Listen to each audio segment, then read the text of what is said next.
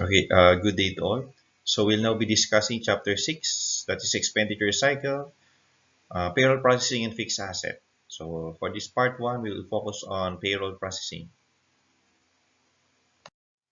Okay, for the objectives, same with Chapters 4 and 5, DPS for Revenue Cycle and Expenditure Cycle, um,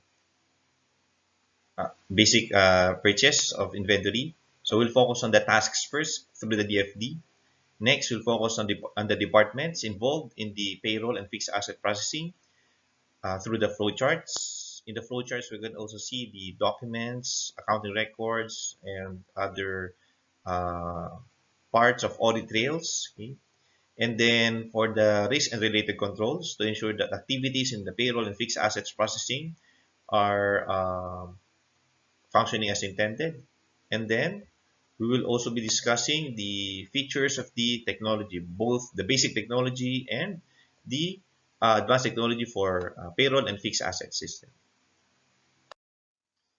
For the payroll system, we need to separate it from the general purpose or the regular expenditure cycle for purchase of inventory because we purchase labor here and not inventories. Then, as mentioned here, uh, we need specialized procedures for the following reasons. First, when we buy any inventory from any types of vendors, or when we buy inventory, the procedures are same with various vendors. Okay? However, um, in the case of payroll, there are various ways on how employees are paid. The basic one is salaried, so they receive monthly or semi-monthly uh, salaries, or employees are paid on hourly basis. Specifically, for blue-collar jobs, it may be also the number of units of output or piece of work, or basically on commission basis, specifically for brokers. Okay? And then for the in addition to that, there are also computations of deductions and withholding taxes. Okay. And then for the second item, the expenditure cycle, the general expenditure cycle, purchase of inventory, is basically uh, it involves a steady stream of activities, meaning day in, day out, every day, every period. The level of activities are quite uh, the same. Okay? But for payroll, usually the bulk of the activities will go on the end of the period. If it's weekly, end of the week. If it's bi-monthly, end of 2 weeks rather, or if it's monthly, end of the month. So if uh, if the payroll activities will add to the general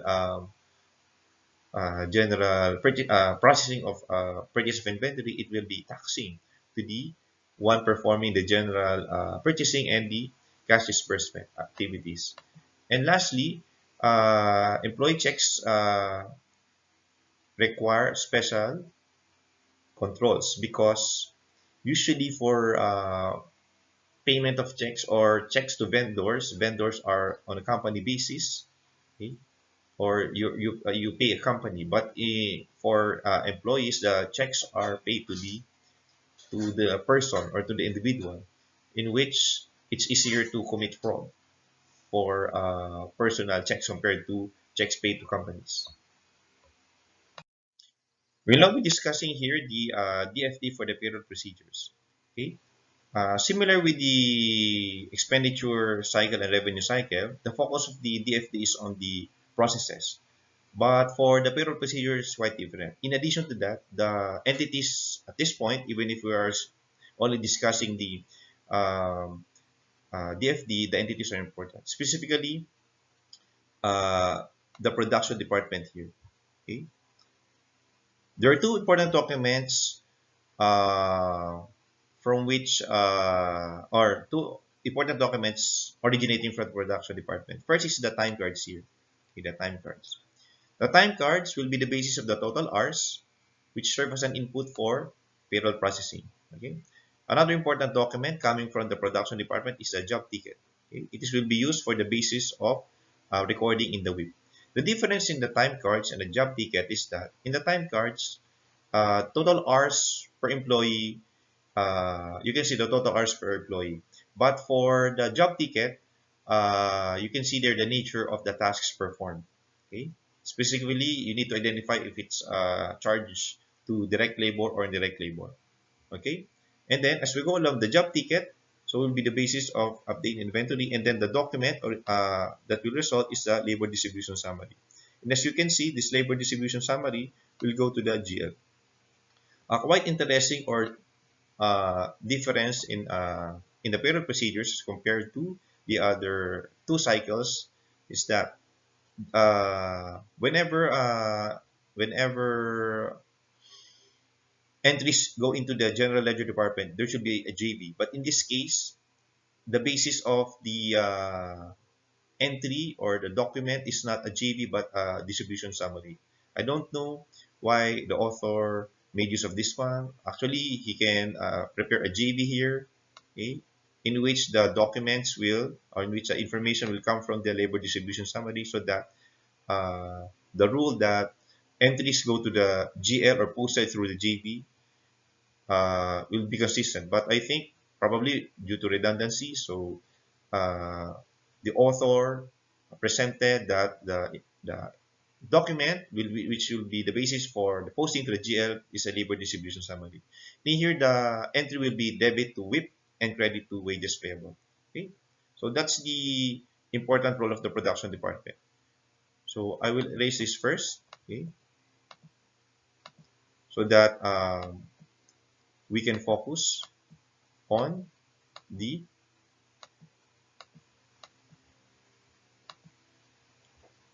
next department, which is an important department. Okay, an important information will come from this one. Next is on the personal department. For the personal department here, the important document is the personal action form. The personal action form will basically contain the information about the employee. So it is the proof that the employee exists. We know that uh, various anomalies or fraudulent activities relating with fraud pertains to, or the anomalies on payroll pertain to ghost employees, paying to non-existent employees, either in private or in government. So through the personal action form, you can verify that an employee exists. So this will be an input also to the payroll process. So basically, you have an input for your uh, payroll processing, the information from the time cards, the total hours to be worked, and then the employee action form. In the employee action form, the important info there, which will be used by the payroll, is the salaries. And then after that, the next activity is on the uh, distribute paycheck and prepare accounts payable. That's another difference compared to the general expenditure cycle. It appears that there are two check preparations. First is the employee check, and then the another check, the a check prepared by the company. Just to clarify, okay, the employee checks here are given to the employees. Okay. However, the employees cannot cash this uh, if there will be no funds from which it will be drawn. Okay. So that's the task here of the accounts payable and the cash disbursement here. Okay.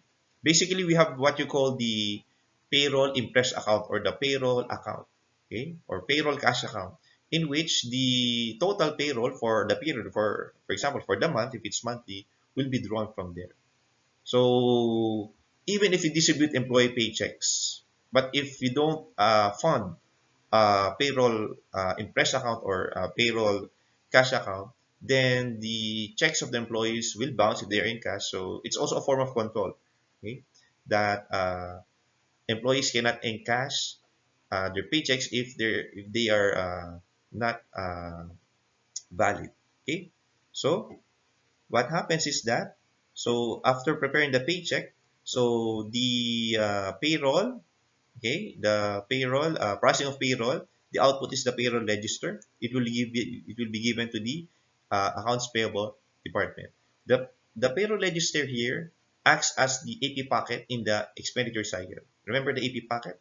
The AP packet contains uh, the PO, the receiving report, three documents, PO receiving report, and the supplier's invoice. Okay?